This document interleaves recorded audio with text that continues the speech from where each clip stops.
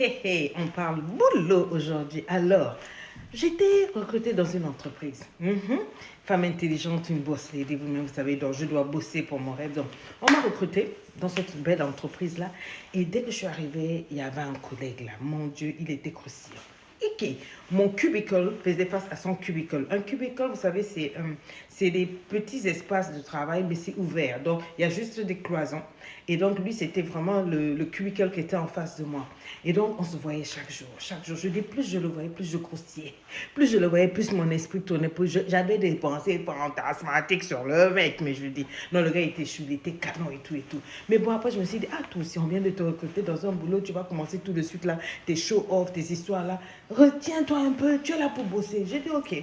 Donc, j'ai essayé de retenir mes sentiments. Et puis, un jour, on a une collègue qui nous a organisé un petit meet-up juste après un boulot. Le boulot, elle a offert un apéritif par rapport à son anniversaire. Et puis donc, on était tous assis là, mais mystiquement, je me suis retrouvée assise à côté de ce collègue-là que j'aimais bien.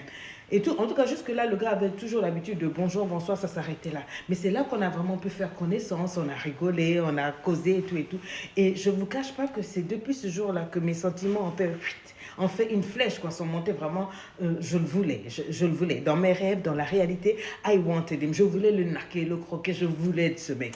Mais bon, j'étais peut-être pas assez discrète parce qu'une de mes autres collègues avec qui j'avais le temps de me familiariser, de devenir copine, m'a fait signe, elle a dit qu'elle voulait me parler.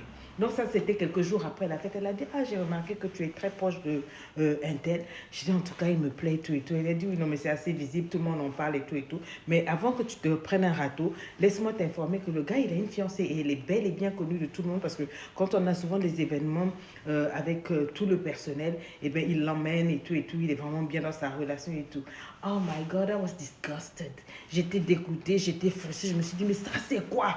Mais bon, les choses sont ce qu'elles sont. Donc, je me suis dit, je garde ma vie pour moi-même, je garde mes mains pour moi-même, je garde mon cœur pour moi-même, je m'occupe de ma profession, ma carrière. Donc, en tout cas, je me suis disciplinée. C'était maintenant de loin, quoi. Bonjour, bonsoir. Et puis après, quelque temps après, on a commencé à entendre des rumeurs. Tout le monde parlait qu'il y avait eu rupture entre mon collègue là et sa fiancée. Ah bon, j'ai trouvé ça bizarre. J'ai trouvé ça bizarre. Et entre-temps, quelque temps après, la hiérarchie nous a fait asseoir. Ils ont fait une grande réunion. Ils parlaient de réorganiser tout dans le bureau et tout et tout. Et il y avait un poste qui devait monter en grade. Et puis on a dit devant tout le monde que moi et ce collègue-là, on était supposés entrer en compétition, bref, une sorte de compétition par rapport à ce poste-là. Moi, je me suis dit tout de suite sûr que le gars, là, il va avoir un problème parce qu'il est dans l'entreprise depuis près de 3 ans. Moi, je viens d'être recrutée, ça fait à peine 3, 4, 6 mois. Vous me mettez en compétition avec quelqu'un qui est major. Bon, moi, je pensais que ça allait faire un problème, mais le gars, il a juste souri, il était tranquille. Quelques jours après ça, le gars a commencé à tourner autour de moi. Love bombing. Quand je vous avais parlé de ça, love bombing. Il était tout autour de moi, des compliments par-ci, compliments par-là, compliments. Tout le monde, il me draguait, mais copieusement, publiquement, voilà, il se cachait pas. Je me disais, mais c'est pas possible. J'ai fini par croire qu'il était amoureux de moi, donc finalement, on a commencé à sortir ensemble, à lever, tout et tout. C'était bien, bien, bien. Tranquille, ok. Et puis, bon, un soir, on était ensemble dans le lit, on venait d'avoir fini d'avoir nos rapports, et puis il m'a dit qu'il voulait me parler. Je dis, ok, tu peux me parler. Je pensais qu'il voulait me demander en mariage et tout, mais bon, le gars me dit, tu sais, je suis dans cette entreprise, ça fait tellement d'années. La promotion qui arrive, là où on nous a mis en compétition sur tel et tel projet, j'aimerais que tu sois assez gentil pour me laisser la place. Je dis, laisser la place comment? Il dit, non, tu vois, je suis là depuis, c'est la position de mes rêves, je suis un homme, j'ai besoin de ceci, cela. Je veux vraiment que tu t'effaces, que tu renonces à ce poste-là, renonce à cette promotion, on va voir les chefs, tu dis que tu me laisses ça simplement parce que c'est cela. Et puis il a utilisé des mots pour me tripoter dans l'esprit. J'ai dit, non, hell no. This is not happening. Ça ne peut pas se faire. Tu es un homme intelligent, je suis une femme intelligente. Si l'entreprise estime que c'est toi qui es plus méritant, tu es plus compétent et que tu as toutes tes chances, eh bien voilà, laisse l'entreprise faire le choix. Comment tu peux venir me demander à moi que oui, au nom de l'amour que j'ai pour toi, de te laisser prendre la place? J'ai trouvé ça, non, je trouve que c'est pas correct et tout. Quand j'ai dit non, il dit quoi? Donc tu refuses de me laisser la place? Je dis non, je refuse. Le gars, il s'est levé nu là, il a mis sa culotte et tout et tout. Il m'a raconté plein de choses et puis il a claqué la porte et il est parti. I was so shocked. Et vous savez quoi? Même pas 3 jours après, eh ben, ça a été publié que c'est moi qui ai pris le poste.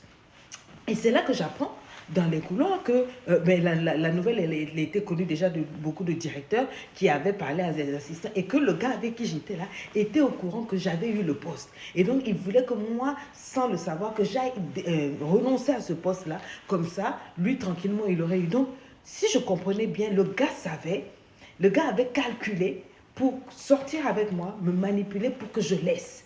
J'ai dit ça ne marche pas. Et vous savez quoi? Il ne peut rien faire. Aujourd'hui, je suis boss. Je suis son patron. Chaque jour, quand il vient, il me rend des comptes. Et je ne traite pas avec lui. Je l'oublie. J'ai complètement oublié cette histoire de jambes en l'air là. C'était juste un passage. Parce que quand je l'appelle, il m'appelle Madame Intel. Il vient, il fait ce qu'il a fait et puis il sort. J'ai dit, regardez-moi ça. Donc vous pensez quoi? Il pensait manipuler mes sentiments pour que moi, comme je l'aime trop, que je comprenne que non, il cherche ce travail depuis tout le temps. Je m'efface, je le laisse, il monte boss et puis après comment? Il avait calculé, donc c'est pour ça qu'il avait largué sa copine et tout et tout. Il y a des hommes qui sont capables de tout quand ils veulent quelque chose. Faites très attention.